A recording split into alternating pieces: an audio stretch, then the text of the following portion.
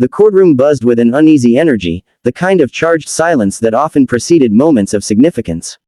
Reporters tapped at their phones, security guards stood with their arms crossed, and a handful of onlookers leaned forward in anticipation. At the center of it all sat a man who looked out of place in the polished wood and marble chamber. His clothes were torn, his face rough with days of unshaven stubble, and his eyes carried the weight of someone who had fought too many battles, both on foreign soil and within his own heart. His name was Daniel Carter, but most people in town only knew him as that homeless guy who sleeps under the bridge. The charges against him were serious: breaking and entering, theft, and resisting arrest. According to the prosecution, Daniel had been caught inside a luxury clothing store after hours, stuffing jackets into a bag. The police had found him half-conscious, shivering from the winter cold. What the police report didn't capture, however, was that he hadn't been trying to steal to sell, he had been desperate for warmth. Judge William Harrington entered the room with the usual sternness of his position. A man in his early 60s, the judge was known for his firm adherence to law and order. Few defendants left his courtroom without a sentence that reminded them of accountability. As he settled into his seat, his gaze swept across the courtroom before landing on the weary figure seated at the defense table. Case number 4862. The State versus Daniel Carter, the clerk announced. The judge nodded, flipping through the file in front of him. His eyebrows arched slightly as he skimmed the details. Mr. Carter, you stand accused of burglary, theft, and resisting arrest. How do you plead? Before Daniel could speak, his court-appointed attorney, a young woman named Lisa Perez, rose to her feet. Your Honor, my client pleads not guilty. We intend to prove that this incident was a result of dire circumstances, not criminal intent. The prosecutor, a sharp-tongued man named Martin Blake, smirked as if he had already won. With all due respect, Your Honor, the evidence is clear. Mr. Carter was found inside the store with merchandise in his possession. Intent is irrelevant here. The law was broken. The judge turned his attention to Daniel. Mr. Carter, do you have anything to say for yourself? For a moment, silence filled the courtroom. Daniel's lips trembled as he tried to find the words. Finally, he spoke, his voice hoarse but steady. I wasn't trying to steal to make money. I just needed a coat. It's been freezing outside. I haven't had a warm place to sleep in weeks. A ripple of murmurs moved through the courtroom. Some scoffed at his excuse, while others shifted uncomfortably, as though the man's raw honesty struck too close to their conscience. Judge Harrington's gaze lingered on him, studying the lines etched across his face. There was something oddly familiar in his eyes, though the judge couldn't quite place it. He cleared his throat and motioned for the prosecution to proceed. Martin Blake wasted no time. The defendant has a history of vagrancy, Your Honor. This is not the first time he has had run-ins with law enforcement. While he may attempt to tug at the court's sympathy, the fact remains, he unlawfully entered private property and attempted to take what was not his. Lisa stood tall, her voice calm but impassioned. Your Honor, context matters. My client is not a career criminal. He is a man who served his country honorably, who risked his life in combat zones. But after returning home, he fell through the cracks, like so many of our veterans do. He struggled with trauma, with reintegration, with finding work. He ended up on the streets. This was not the act of a thief. It was the act of a desperate human being trying to survive. Judge Harrington's pen froze mid-note. His head lifted sharply. Excuse me, counselor. Did you say he served?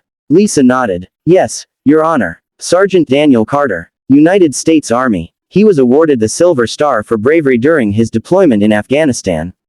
The room shifted. Even the prosecutor looked momentarily unsettled. The judge leaned back in his chair, his eyes narrowing as if the name had unlocked something buried deep in his memory. Daniel Carter, he murmured under his breath. All at once, the image of a much younger man came flooding back. A battlefield, smoke rising in the distance. Soldiers running for cover. And in the chaos, a young sergeant dragging two wounded comrades to safety, bullets flying around him. Judge Harrington's throat tightened. He remembered because he had been there. The judge set down his pen and leaned forward. Mr. Carter, he said slowly, his voice tinged with something the courtroom had never heard from him before, emotion. Were you stationed at Kandahar, 2009? Daniel's eyes widened in disbelief. Why yes, sir. How do you know that? The entire courtroom fell silent, waiting for the answer. Judge Harrington removed his glasses, his hands trembling ever so slightly. Because you saved my life. The words hung in the air like a thunderclap. For a moment, the entire courtroom was frozen, every set of eyes darting between Judge Harrington and the ragged man sitting before them. Even Daniel himself seemed stunned, as though he hadn't heard correctly. You, Daniel whispered, his voice catching. You were Captain Harrington. The judge's lips pressed into a thin line as memory surged back with painful clarity. Yes, Captain William Harrington, 101st Airborne Division. Kandahar, 2009. He took a deep breath, his gaze never leaving Daniel. That day, the insurgents had ambushed our convoy. I was pinned down, bleeding out. Everyone thought I was finished, until you appeared out of nowhere. You dragged me to safety, under fire. You refused to leave me behind. Gasps echoed around the courtroom. The reporters began frantically typing, already sensing the headline of a lifetime. The prosecutor shifted uneasily, his earlier confidence unraveling. Daniel lowered his head. I was just doing my duty, sir. Any soldier would have done the same. But the judge's voice hardened, thick with emotion. No, many would not have. You carried me when I couldn't move. You ignored your own wounds, risked your life, and gave me a chance to see my family again. I owe my life to you. Lisa Perez, Daniel's attorney, seized the moment.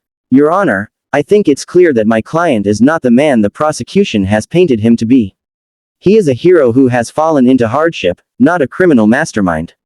The fact that he stands before this court today is proof of how our society has failed those who risk everything for us. The prosecutor, Martin Blake, cleared his throat, struggling to regain his composure. Your Honor, while we all respect the defendant's service, that does not excuse unlawful behavior. The law must remain impartial. Sentiment cannot cloud justice. The judge's eyes flickered toward him, sharp and unyielding. Justice, Mr. Blake, is not blind to context. It is not blind to humanity. If it were, it would be nothing more than punishment without mercy. The crowd murmured approvingly. Daniel sat motionless, caught between shame and disbelief. He had spent years invisible to society, treated like a burden, and now the very system that had ignored him was suddenly recognizing his worth. The judge leaned forward, addressing Daniel directly. Tell me, Sergeant Carter, how did it come to this? How does a decorated soldier end up sleeping under bridges and standing trial for stealing a coat? Daniel swallowed hard, his voice cracking as he answered. When I came home, everything felt different. Loud noises made me jump. Nightmares wouldn't let me sleep. I couldn't keep a job. I'd get fired for outbursts I couldn't control. My family drifted away. I tried to get help, but the VA was overcrowded, underfunded. Weeks turned into months, and before I knew it, I was on the streets. I didn't want to beg, I didn't want pity. I just disappeared. People stopped seeing me. His words silenced even the most skeptical faces in the room. The raw honesty of his struggle cut through the polished veneer of the courtroom. Some jurors shifted uncomfortably, while others fought to hide tears. Judge Harrington closed his eyes for a moment, fighting his own emotions. He remembered the young soldier's determination, his unbreakable will under fire. To see that same man broken by neglect and circumstance was almost unbearable. I failed you, the judge admitted softly, though the entire room could hear. We all did. The prosecutor, though visibly moved, tried to salvage his case. Your Honor, while we empathize, the law still demands accountability. A precedent cannot be set where veterans, or anyone, are excused for crimes based on their past. What message would that send? Lisa's eyes flashed. The message it would send, Mr. Blake, is that compassion and justice can coexist. That context matters. That we do not abandon the very people who once protected us. The judge raised his hand, silencing the room. Enough. I've heard enough from both sides. The tension was palpable as the courtroom waited. Every breath seemed held in suspension, every heart beating faster. Reporters leaned so far forward their chairs creaked, pens hovering above their notepads. Judge Harrington's gaze returned to Daniel, steady and unwavering. Mr. Carter, you once made a choice to risk your life for mine. Today, I must make a choice about yours. And I will not take it lightly. The gavel came down with a sharp crack. This court will recess until tomorrow morning. At that time, I will deliver my ruling. The courtroom erupted into whispers, cameras flashing, journalists rushing for the doors. Daniel sat slumped in his chair, stunned by what had just unfolded.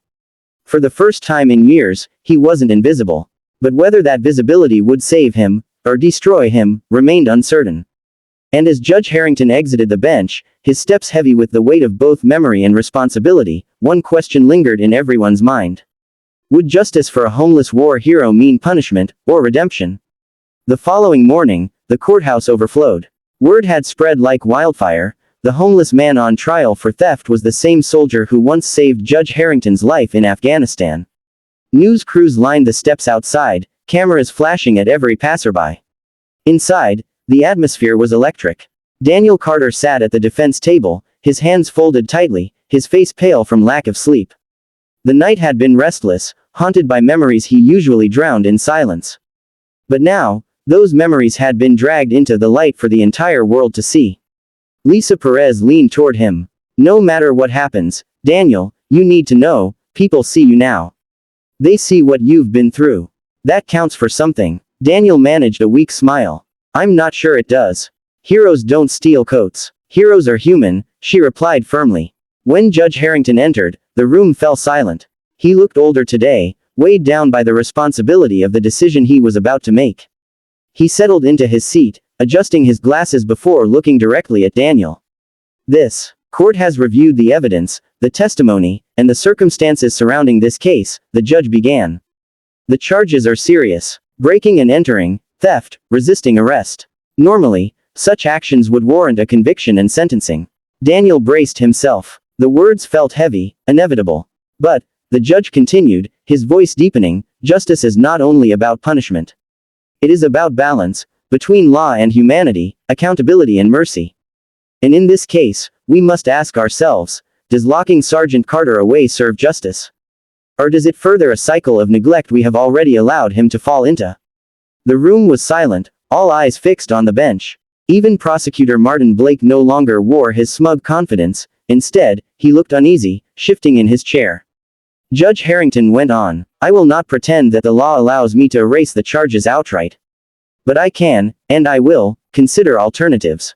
Mr. Carter is not a career criminal. He is a decorated veteran who gave everything for his country, and was given nothing in return.